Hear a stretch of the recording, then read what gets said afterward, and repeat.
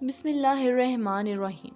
آپ نے اکثر سنا ہوگا خنزیر کا نام لینے سے انسان کی زبان ناپاک ہو جاتی ہے اور مسلمان سے 40 دن کے لیے ایمان دور ہو جاتا ہے۔ کیا واقعی ایسا ہے؟ کیا واقعی زبان ناپاک ہو جاتی ہے؟ خنزیر حرام ہی کیوں کیا گیا؟ اللہ تعالیٰ نے خنزیر کو پیدا کیوں کیا؟ ناظرین، آپ نے اکثر سنا ہوگا کہ مغربی ممالک جان بوجھ کر مسلمانوں میں خنزیر کی چربی یا گوشت سے بنی مصنوعات کو عام کرنا چاہتے ہیں۔ اس کی وجہ کیا ہے؟ قرآن و حدیث کی روشنی میں آپ کو آج کی ویڈیو میں ان سوالات کے جوابات ملیں گے۔ خنزیر ایک ایسا جانور ہے جو بیک وقت سبزی اور گوشت خور ہے۔ یہ اس قدر زہریلا ہوتا ہے کہ اس پر سب سے خطرناک زہر بھی کام نہیں کرتا۔ اس کی وجہ یہ ہے کہ یہ دنیا میں واحد جانور ہے جس کو پسینہ نہیں آتا، جس وجہ سے خنزیر کے زہریلے مادے خارج نہیں ہو پاتے۔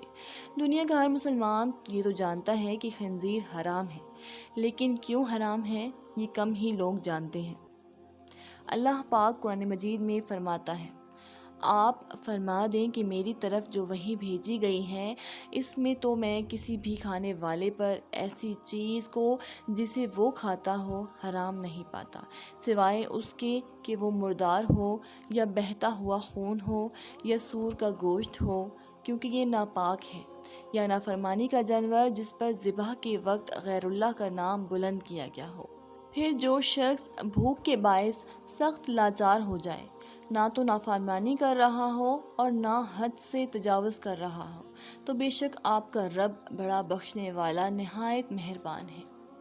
اس آیت کے علاوہ سورۃ مائدہ کی آیت نمبر 3، سورۃ بقرہ کی آیت نمبر 173 اور سورۃ نحل کی آیت نمبر 115 میں بھی خنزیر کا گوشت کھانا اللہ پاک نے سختی سے منع فرمایا۔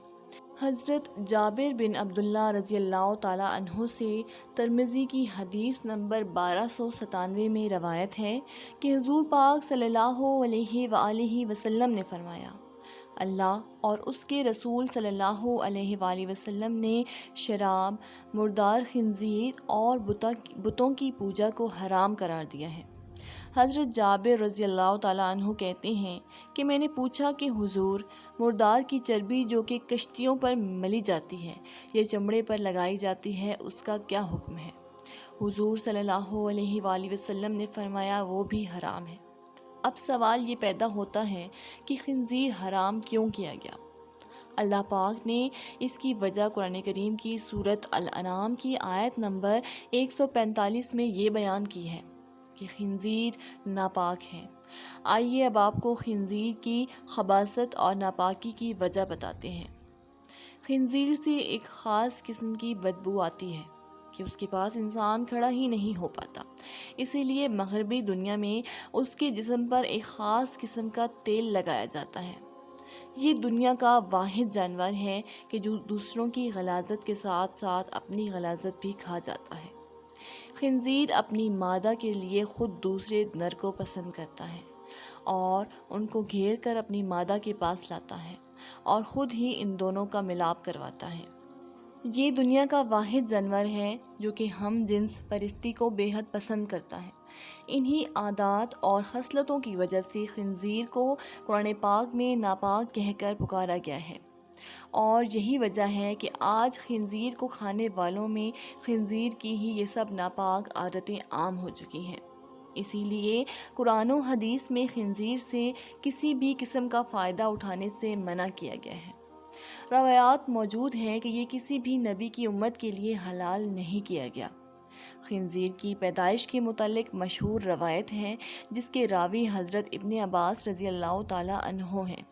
روایت کچھ یوں ہے، حضرت عیسیٰ علیہ السلام کے حواریوں نے حضرت عیسیٰ علیہ السلام سے درخواست کی، آج کوئی مردہ ایسا زندہ کرے کہ جو حضرت نوح علیہ السلام کے زمانے کا ہو اور وہ ہمیں ان کے حالات سے آگاہ کرے۔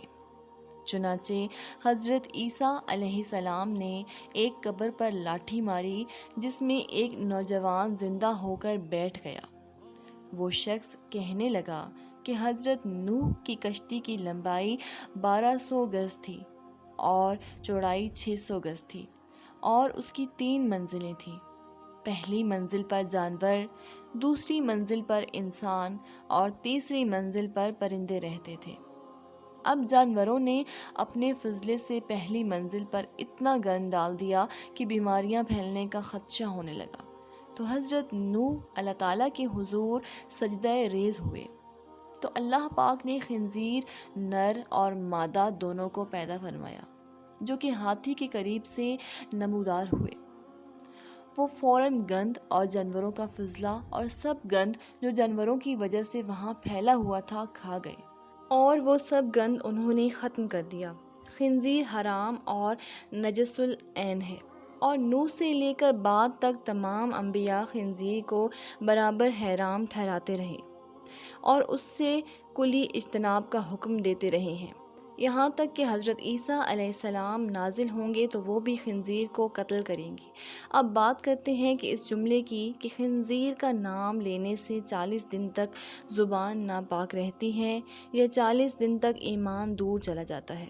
آپ کو بتاتے چلیں کہ ایسی کوئی بھی روایت یا حدیث موجود نہیں ہے، یہ بالکل فاسد ہے۔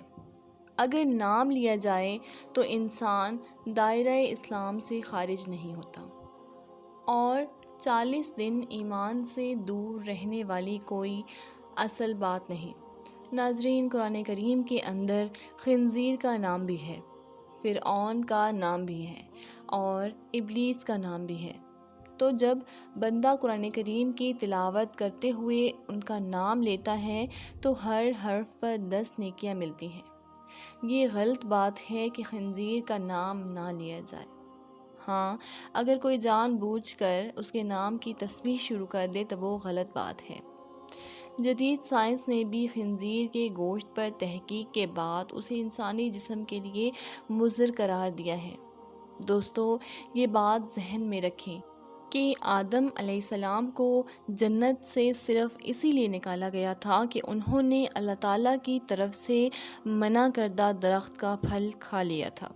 ہمیں اس درخت کی حرمت کے متعلق کوئی وجہ معلوم نہیں، اور نہ ہی آدم علیہ السلام کو اس درخت سے ممانعت کی وجہ معلوم کرنے کی کوئی ضرورت تھی، بلکہ اللہ تعالیٰ کا منع کر دینا ہی ان کے لیے کافی تھا۔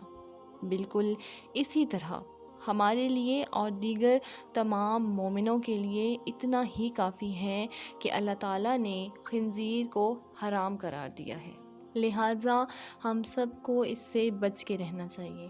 اللہ تعالیٰ سے دعا ہے کہ ہمیں نیک عمل کرنے کی توفیق عطا فرمائے۔ آمین ثم آمین۔